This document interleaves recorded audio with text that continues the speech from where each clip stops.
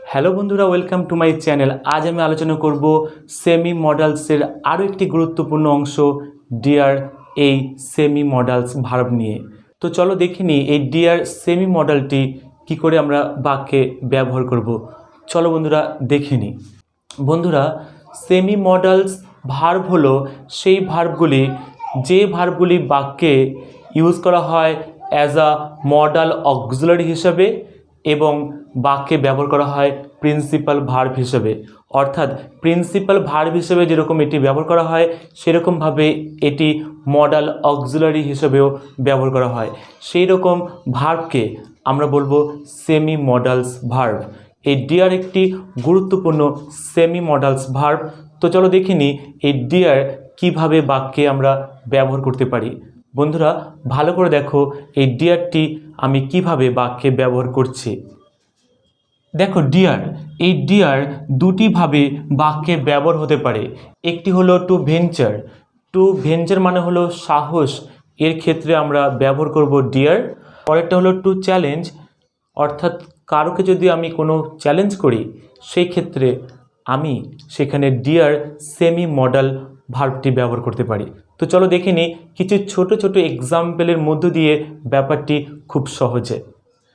দেখো two venture অর্থাৎ সাহসের ক্ষেত্রে আমরা এই ডিয়ার সেমি মডাল ভার্বটি ব্যবহার করতে পারি। এই বাক্যটা খেয়াল করো, I dare to say that you are a bad বয়।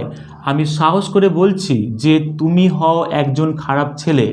তাহলে দেখো এই যে ডিয়ার, এই ডিয়ার কিন্তু এখানে ব্যবহার করা হয়েছে মডাল ভার্ব হিসেবে। মেন ভার্ব কিন্তু সে, এই সের আগে ইনফিনিটিভ টু যুক্ত করা হয়েছে। কেন যুক্ত করা হয়েছে? কারণ এই বাক্যটি কি বলো অ্যাফার্মেটিভ বা হ্যাঁবাচক বাক্য। সেক্ষেত্রে আমরা যখন অ্যাফার্মেটিভ বাক্যের ক্ষেত্রে ডিয়ার ব্যবহার করব তখন ভার্বের আগে টু ইনফিনিটিভটি আমাদের অবশ্যই ব্যবহার করতে হবে। তাই এখানে সের আগে দেখো টু, টু সে। ব্যাপারটা খুব সহজে বুঝতে পেরেছ যে ডিয়ার ব্যবহার করলে ভার্বের আগে আমরা টু এই ইনফিনিটিভটি ব্যবহার করব। এই বাক্যটা খেয়াল করো, how dare you enter the room.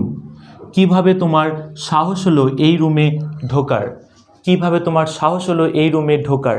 তাহলে এখানে কি বলো, এটি একটি ইন্টারোগেটিভ সেন্টেন্স। এখানে একটা প্রশ্ন করা হচ্ছে, তাই এটি একটি ইন্টারোগেটিভ সেন্টেন্স।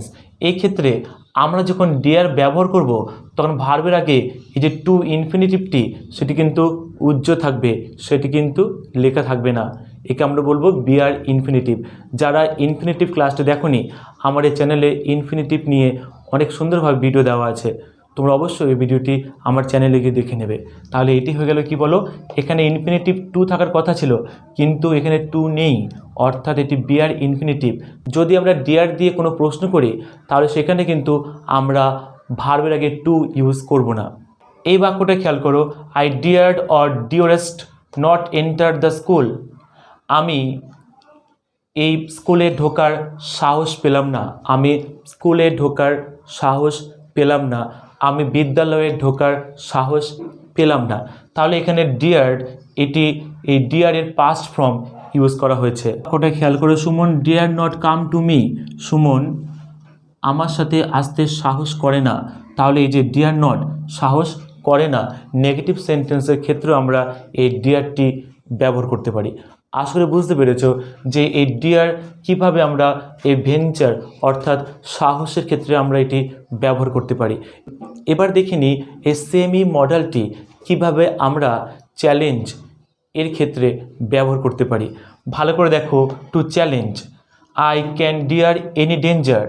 আমি পারি যে কোনো সমস্যার, যে কোনো বিপদের মুখোমুখি হতে। তাহলে ডিয়ার, এই যে ডিয়ারটা এখানে, এই যে ডিয়ারটা এখানে ব্যবহার করা হয়েছে চ্যালেঞ্জের ক্ষেত্রে। এখানে ডিয়ারটা ব্যবহার করা হয়েছে চ্যালেঞ্জের ক্ষেত্রে। আমি কার সাথে চ্যালেঞ্জ করছি বলো? যে কোনো বিপদ, যে কোনো ডেঞ্জার এলেই আমি সেটিকে কাটিয়ে উঠতে পারবো, সেটির সম্মুখীন হতে আমি পারবো। তাহলে আমি চ্যালেঞ্জ নিচ্ছি। এক্ষেত্রে আমরা এই ডিয়ার সেমি মডেলটি ব্যবহার করতে পারি। আবার দেখো এই বাক্যটা, Rahul has dared Bimal to fight with him on the field.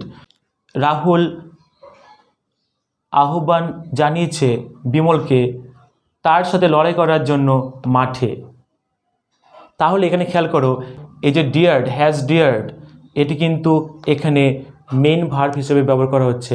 আমরা বলেছিলাম প্রথমে যে সেমি মডেল হলো সেই ভার্বগুলি যে ভার্বগুলি বাক্যে ব্যবহার করা হয় মডেল অক্সিলারি হিসেবে এবং বাক্যে মেইন ভার্ব হিসেবে। এখানে দেখলাম এই ডিয়ারগুলি বাক্যে ব্যবহার করা হয়েছে কি বলো, অ্যাজ আ মডেল অক্সিলারি হিসেবে।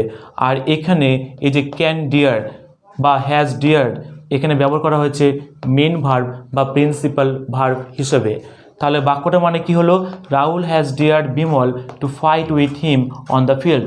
রাহুল বিমলকে আহ্বান জানিয়েছে তার সাথে লড়াই করার জন্য মাঠে। এখানে এই যে ডিয়ার্ড, এই সেমি মডেলটি বাক্যে প্রিন্সিপাল ভার্ব হিসেবে ব্যবহার করা হয়েছে। পরের বাক্যটা খেয়াল করো, হি ডিয়ার্স ডেথ, সে মৃত্যুকে তুচ্ছ করে। হিটা যেহেতু থার্ড পারসন সিঙ্গুলার নাম্বার, তাই ডিয়ারের সাথে কি বলো, এস যুক্ত করা হয়েছে। সহজে বুঝতে পেরেছো যে ডিয়ার এই সেমি মডেলটি বাক্যে আমরা কিভাবে ব্যবহার করতে পারি। ভিডিওটি ভালো লাগলে অবশ্যই এই ভিডিওতে তোমরা লাইক করো এবং এমন সহজভাবে ইংলিশ গ্রামার বুঝতে ও জানতে হলে আমার এই চ্যানেলটি অবশ্যই তোমরা সাবস্ক্রাইব করে রাখো।